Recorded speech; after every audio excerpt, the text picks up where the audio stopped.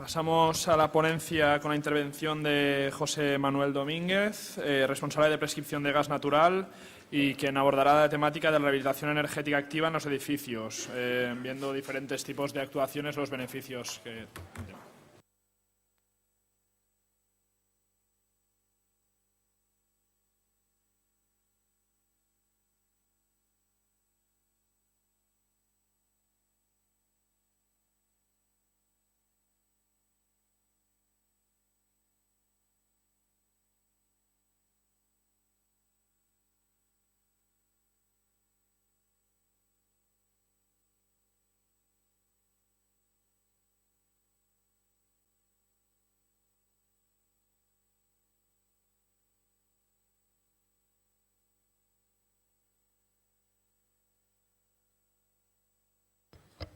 Buenos días a todos. En primer lugar, agradecerle al Colegio Territorial de Arquitectos de Castellón esta oportunidad que nos dan de, después de una clase magistral como la que hemos recibido ahora, volvernos a bajar a la rehabilitación, pero la del siglo XXI. Y la del siglo XXI, quizá parafraseando un poco la campaña presidencial de Clinton, la primera. Voy a decir la primera parte, que fue la real. El epíteto que pusieron después realmente es mentira, pero Clinton ponía en todos sus locales para las elecciones, para la campaña, es la economía. Y cuando hablemos de rehabilitación en nuestros días, tenemos que hablar, queramos o no, de economía. Y lo que hablaremos es de una de las partes, que es la parte de rehabilitación activa, es decir, lo que se refiere a los sistemas energéticos que cubren las demandas de los edificios. Disculpen, pelando con un trancazo encima todavía, pero quisiera hacer una reflexión o un par de reflexiones antes de entrar en lo que podríamos hablar como cacharrería. Y lo primero es, obviamente, ¿por qué tenemos que rehabilitar nuestros edificios? Lo primero es, obviamente, tenemos el derecho y la obligación de mantener en buen estado nuestros edificios, pero también lo primero que tenemos que hacer es que esos edificios sean rentables desde el punto de vista energético, es decir, que su coste sea lo más bajo que podamos tener. Por otra parte, y es un parámetro que tenemos que cada vez manejar más, es que sea su impacto medioambiental, es decir, que mantener ese edificio energéticamente impacte lo menor posible sobre el medio ambiente. Y eso al final se traduce en una serie de exigencias reglamentarias que las distintas administraciones nos ponen en ello. Y todo eso hay un resultado final que muchas veces no lo valora la propiedad, que es que los inmuebles se revalorizan.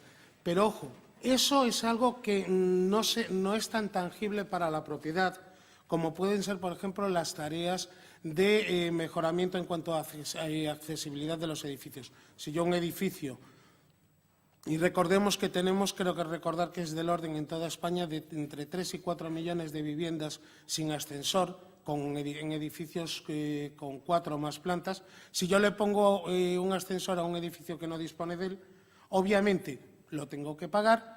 Pero no hablo de rentabilidad, lo que tengo es que para subir al tercero no tengo que subir 6 tramos de escalera.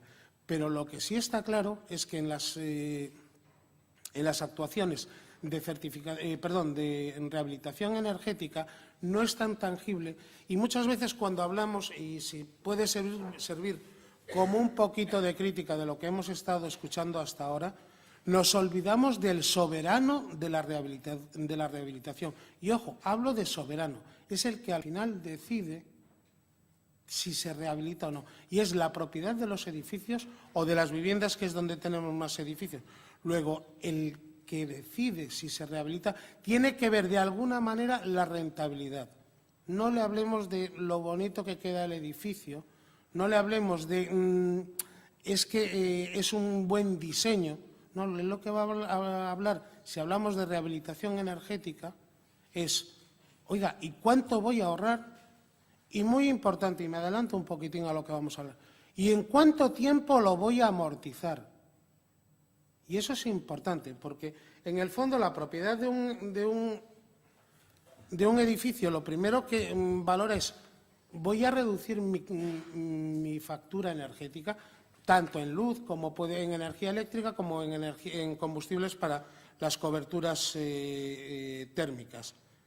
Bueno, pues si le podemos convencer, lo que tenemos que decirle es que, ojo, efectivamente hay que hacer unas obras de mejora. Y tiene que cumplir 3 condicionantes sin los cuales no va a haber rehabilitación. No contemos milongas, porque si no son, primero, asequibles, y es decir, en el fondo, cuando hablamos de financiar, porque si todos tuviéramos el dinero suficiente, y Albert, lo siento, efectivamente, si tuviésemos todos los edificios de nuestro país clase A, ahorraríamos 10.000 millones de euros al año. Pero ¿cuánto costaría adecuar a esta categoría de verdad, no utilizando falsos caminos, falsos atajos? A lo mejor nos costaría más de 1 billón europeo, es decir, 1 millón de millones, poder adaptarlas a toda esa clase A. Luego, a lo mejor no podemos hacer esa actuación en el primer momento. No tenemos dinero. Conclusión, tienen que ser pasos sucesivos. Las grandes revoluciones pueden suceder alguna vez en la historia, pero lo que tenemos que ir es avanzando con reformas que nos lleven al objetivo final que queremos hacer. Es decir, primero tienen que ser asequibles.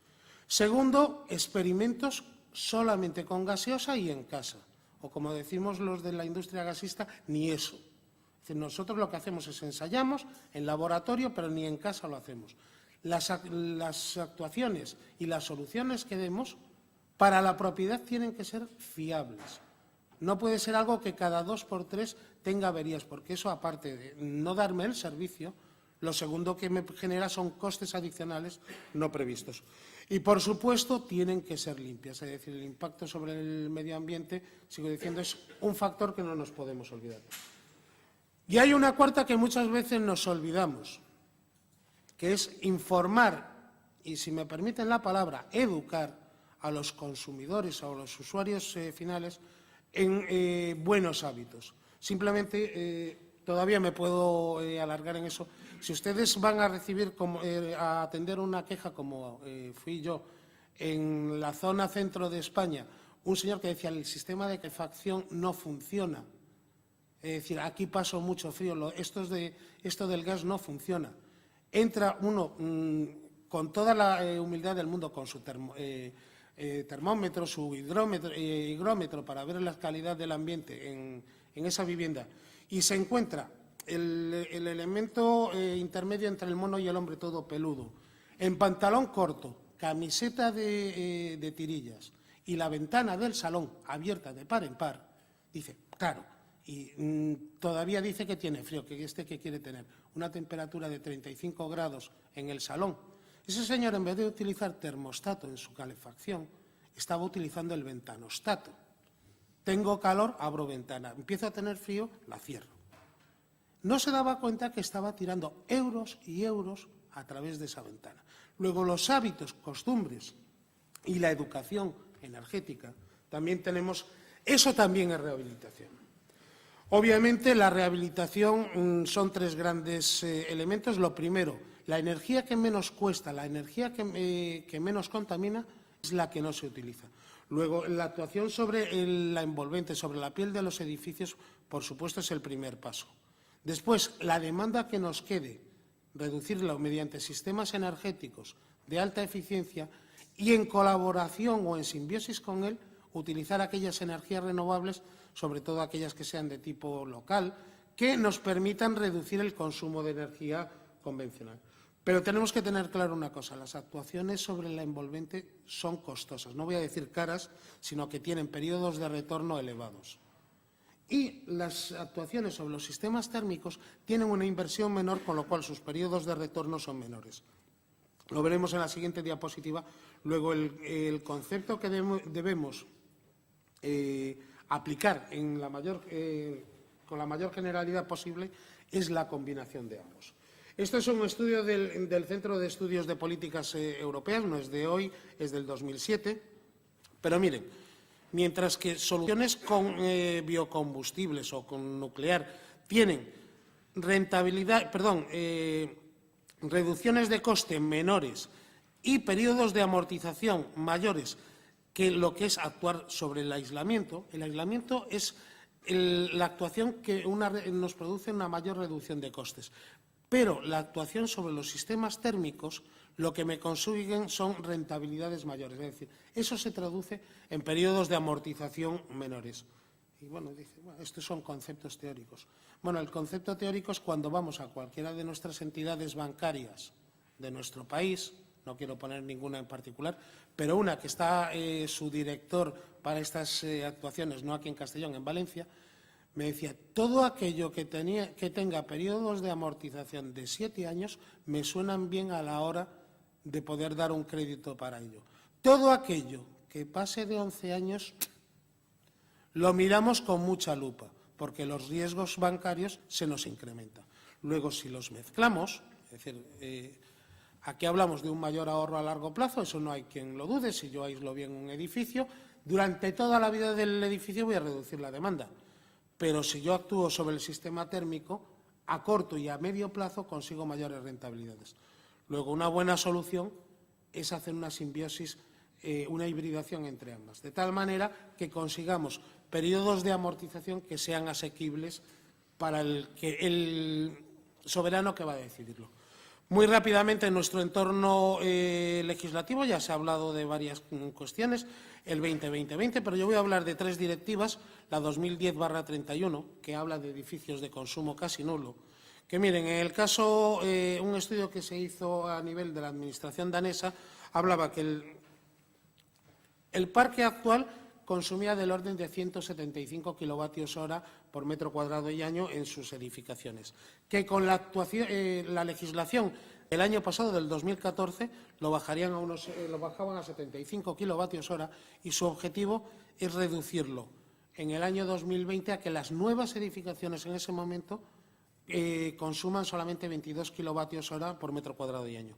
Pero lo siguiente que decían es, ojo, pero el gran consumo que tenemos está en los edificios existentes y, por tanto, la importancia de rehabilitar energéticamente nuestro parque de edificios. Y hay que tener en cuenta que tenemos 25 millones de viviendas, más ahora no me acuerdo de los millones de metros cuadrados en edificio de terciario, pero el mayor volumen de edificación son las viviendas. Luego tenemos un parque a rehabilitar interesante. Obviamente, esto se traduce desde el punto de vista de cuán bueno es el resultado del edificio en la certificación energética y la etiqueta energética. ¿Qué dirán ustedes? Esto no vale para nada. Vamos a ver, en este momento, por la coyuntura, está en la situación que está, y los métodos y la precisión con la que se trabaja en esto, pues es la que es. Esto va a ser tan eficiente y va a ser tan utilizado como es las etiquetas de lavadoras, de lavavajillas, o, si me permiten esto, voy a avanzar, esto es simplemente el estatus en el que nos encontramos ahora, pero tan exigente como lo que nos exige ya a través de la Directiva 2010/30, que es etiquetados energéticos de equipos que consumen energía, que ya lo tenemos en lavadoras, en lavavajillas, y mire, y a partir del 26 de septiembre de este año, todos los equipos que produzcan calefacción para viviendas hasta 70 kilovatios, los equipos tendrán que llevar una etiqueta de este tipo.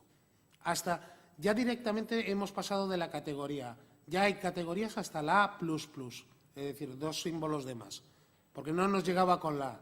Y no solamente el aparato que compremos, sino que cuando nos lo instalen en nuestro edificio, en nuestra vivienda, como van a poder colocar equipos adicionales como solar, como puede ser el tipo de termostato que se le coloque, un segundo equipo térmico asociado al principal, esto se va a valorar, ya hay un procedimiento, hay un reglamento europeo, el 811/2013, en el cual nos dicen cómo tenemos que rellenar esa etiqueta. Y al final, para todo proceso de venta o alquiler, va a ser tan importante como el certificado de todo el edificio.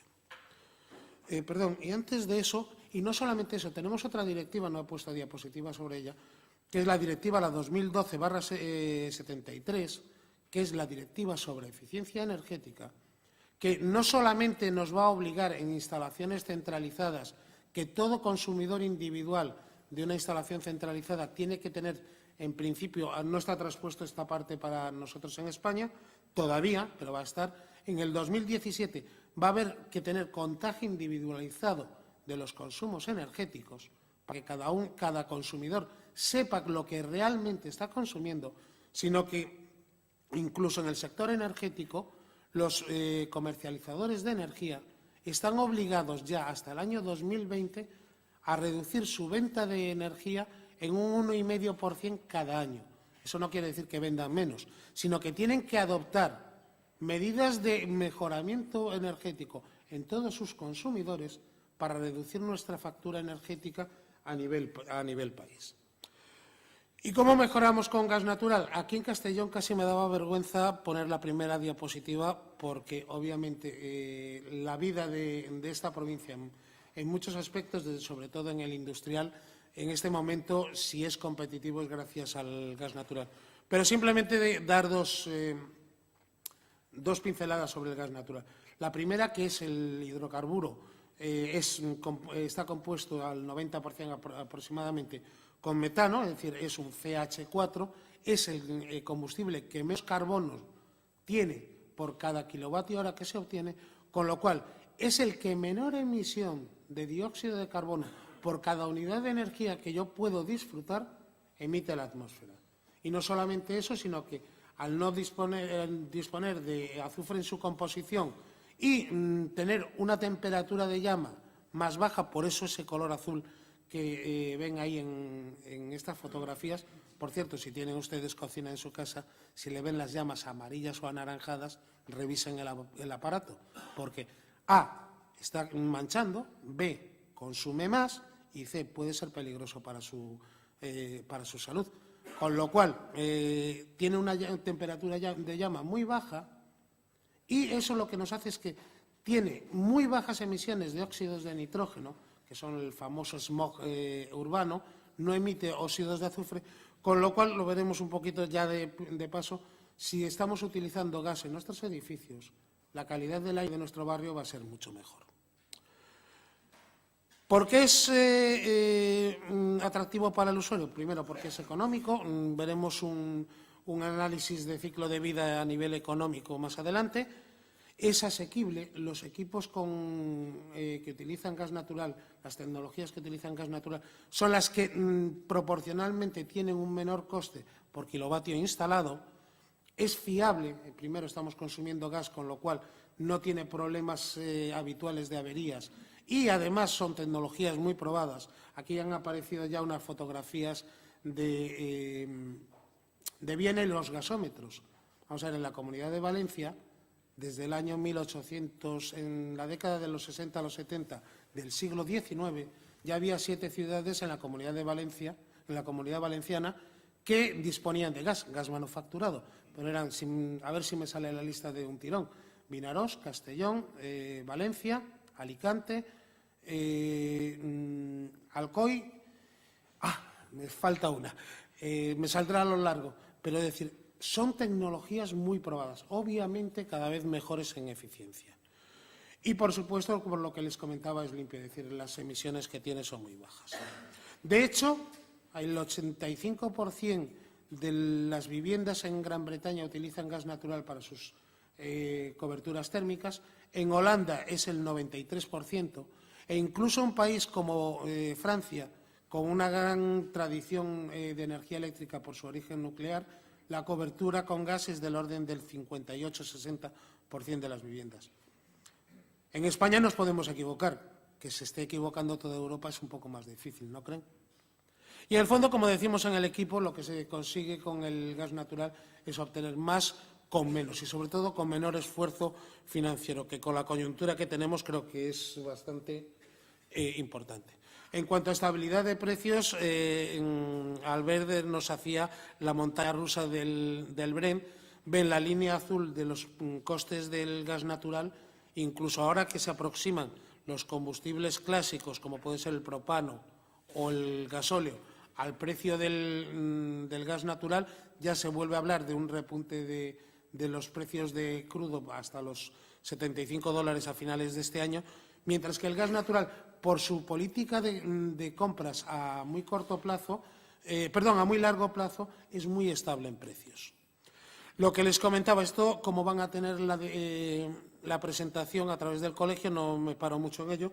La solución, si consideramos la inversión inicial, más los costes de mantenimiento, más el coste de energía aplicándole los rendimientos de las tecnologías utilizadas para la cobertura de sistemas de calefacción y agua caliente sanitaria, la opción más económica es el gas natural.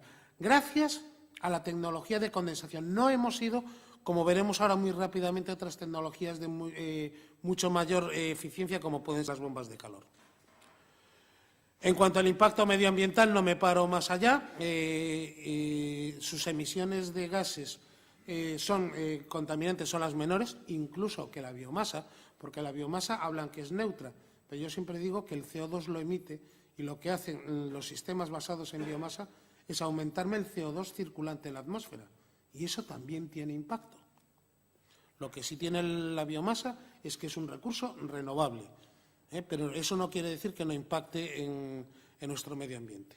Bueno, esta es una gráfica del IDAE, en el cual el gas natural lo pone en muy buenas condiciones, precisamente por esas características de respeto con el medio ambiente. Y en cuanto a las tecnologías, esto es la cacharrería, lo que menos importa, si quieren, pero vamos simplemente a contar una cosa, que no solamente las demandas térmicas son las de calefacción, agua caliente sanitaria o refrigeración, sino que, ojo, podemos en las viviendas ahorrar mucho a través de los lavavajillas con toma térmica, que muchas veces es algo que nos olvidamos, pero los lavavajillas o las lavadoras que calientan mediante resistencias eléctricas tienen un impacto mucho mayor que si el agua caliente la obtengo de una manera más eficiente y más sostenible. Y no solamente eso, hasta para el secado de la ropa, que es un gasodoméstico que no está muy difundido en nuestro país, pero los tiempos de funcionamiento y los costes se reducen mucho con estos equipos. En cuanto a ya instalaciones para nivel de edificio, tenemos desde nuestras calderas bien conocidas, ya todas obligatoriamente por ley de condensación, todas las que se instalen, que puede ser o bien a nivel de vivienda individualizado o a nivel colectivo, y vamos a ver que tenemos soluciones incluso para producir frío con gas, y la tecnología que no está, y sino que por desgracia que se lo digan a nuestros industriales de la cerámica, pero sí se la espera porque es una tecnología por la que se apuesta a nivel de toda Europa. Y vamos simplemente una pasada. En cuanto a calderas, la gran importancia de las calderas de condensación es que a cargas parciales obtiene rendimientos muy elevados, mucho más que una caldera estándar, porque aprovecha la energía que se iba en forma de vapor de agua en los productos de la combustión. Se trabaja con temperaturas por debajo de los 60 grados y ese calor se puede volver a ceder al circuito de calefacción. Hay soluciones a nivel de vivienda o a nivel de edificio. Además, se hibrida perfectamente con la energía solar térmica, de tal manera, sobre todo en las individuales, que solamente se utiliza energía convencional, el gas natural, cuando hay demanda y la energía renovable asociada, la solar, no es suficiente. Hay soluciones, como le decía, tanto centralizadas como individuales. No me voy a ir parando ya en esto para adelantar tiempo. Estas son las características, obviamente, en una solución descentralizada. Yo necesito colocar un equipo dentro de mi vivienda, pero es un pequeño armarito. Necesito llevar la instalación de gas, instalar una caldera y, obviamente, y por eso las instalaciones individuales térmicas son muy deseadas por los consumidores. Cada uno paga lo que realmente consume. Y antes les hablaba del termostato y del ventanostato, pero es que nuestros programas de certificación tienen un programa teórico de funcionamiento. Pero lo que nos dice, y nos lo dice como distribuidores, que vemos los consumos, a la hora de consumir energéticamente, la gente se mueve obviamente por el termostato y a continuación también se mueve por el bolsillostato. Y cuando en un momento determinado hay que apretarse un poquito, a lo mejor hay que poner la calefacción 4 horas y no 5. Eso se puede hacer perfectamente con las instalaciones individuales, no con las centralizadas. Aquí son diversos ejemplos de instalaciones. La antigua que existía con gasóleo, cómo ha quedado con gas natural, con gasóleo. Aquí utilizan sistemas de calderas modulares de tipo mural. Esto es una instalación, además, bastante nombrada, la del Hotel Eurobuilding en Madrid, 4 megavatios de potencia, en cubierta. Otras calderas de condensación, un centro deportivo. Soluciones cuando no hay espacios o cuando, por ejemplo, las calderas antiguas estaban en una planta muy baja.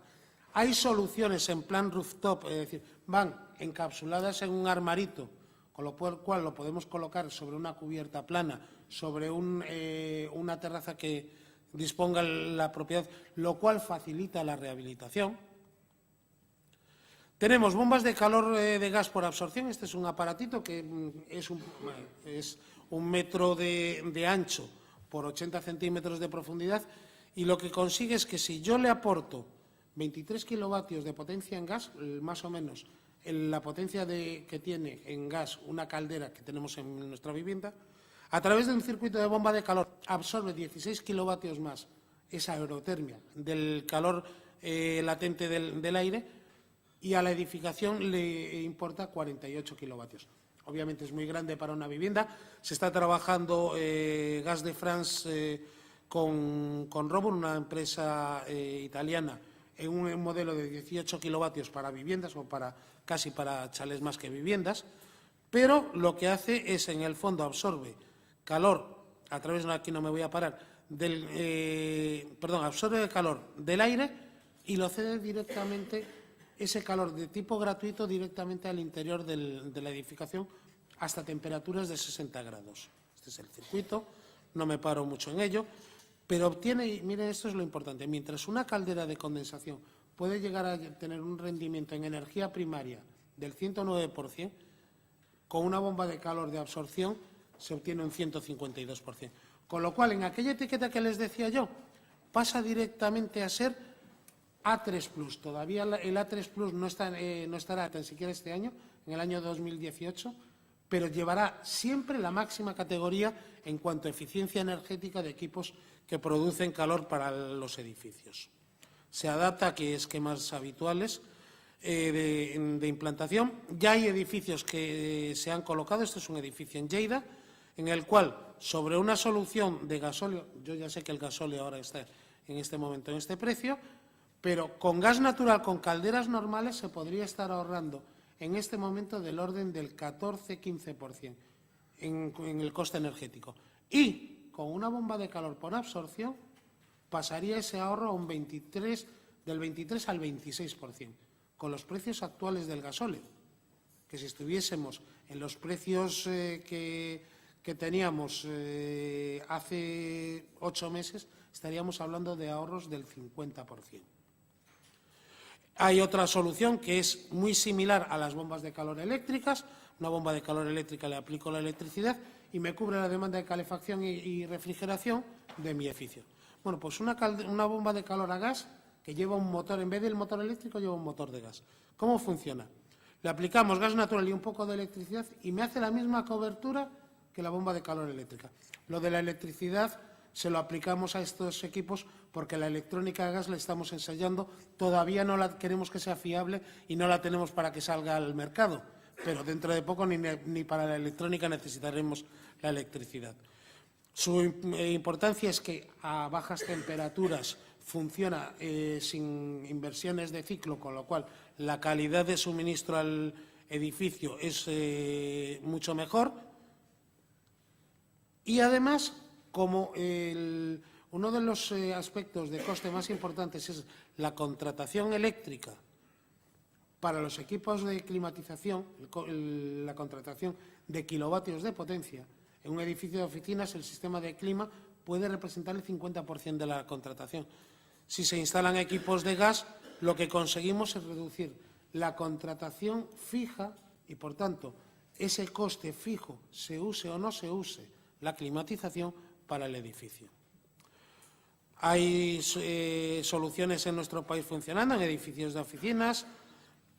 en hospitales aquí en Valencia, hoteles en Valencia y hace poco tiempo incluso un edificio de viviendas en Xàtiva, un edificio de 172 viviendas, se climatiza completamente con bombas de calor a gas e ítem más, con calificación A. Ahí ya hemos conseguido una de las calificaciones A, aunque sea simplemente en edificio de nueva construcción, no en rehabilitación.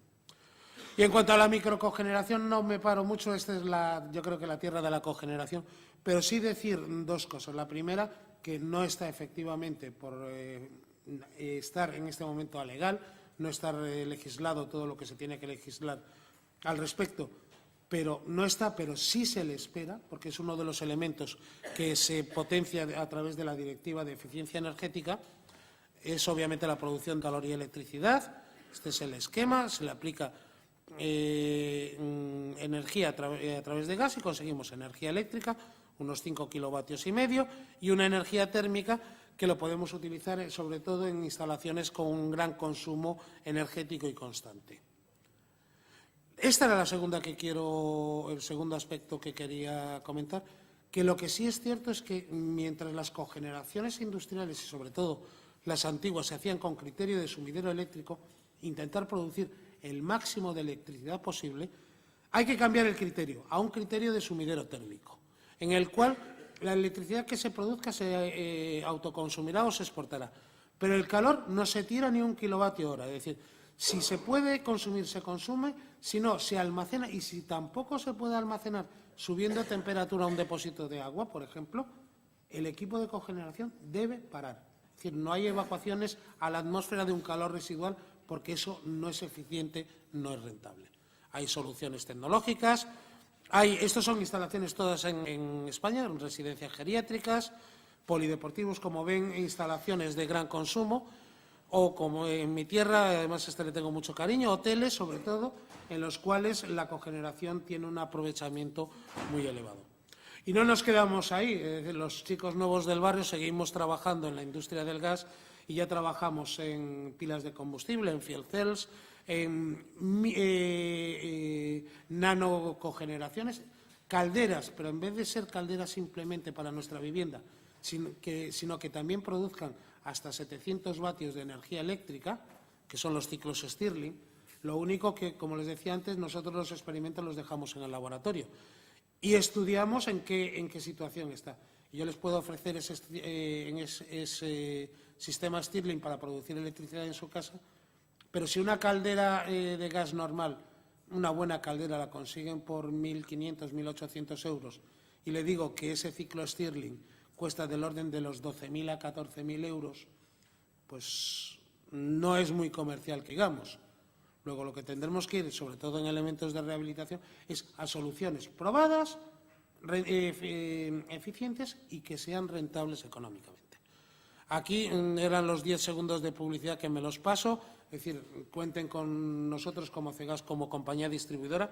Nuestro ánimo es expandirnos el máximo que podamos y el gas natural es un factor de sostenibilidad también para el territorio.